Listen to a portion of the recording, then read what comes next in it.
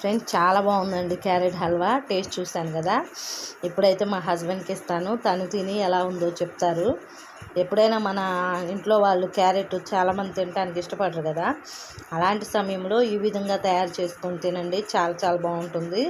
ఇందులో కొంచెం కోవా కూడా వేసుకోవచ్చండి. నా దగ్గర అయితే కోవా లేదు, ఉన్నవాళ్ళు కోవా వేసి ట్రై చేయండి.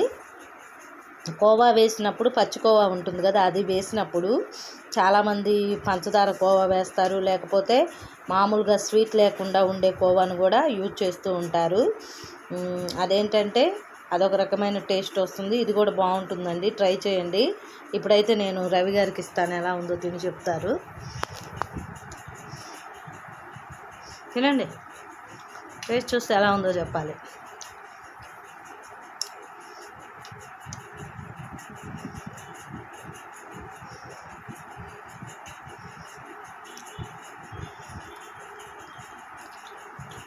సూపర్, చాలా బాగుందండి, నిజంగా ట్రై చేయండి ఫ్రెండ్స్ మీరు కూడా.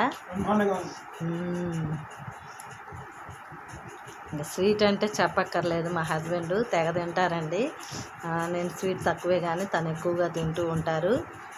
అందులో మీకు ఏమేమి తగులుతున్నాయి ఆ పంటికి? టేస్ట్ జీడిపప్పు,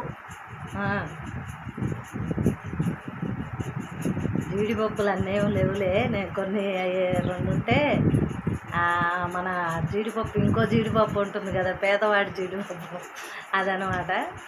ఇంకా బాగుందండి. డ్రై ఫ్రూట్స్ కిస్మిస్ అవన్నీ ఉంటే వేసుకొని తినండి మీరు కూడా. Okay friends, bye bye.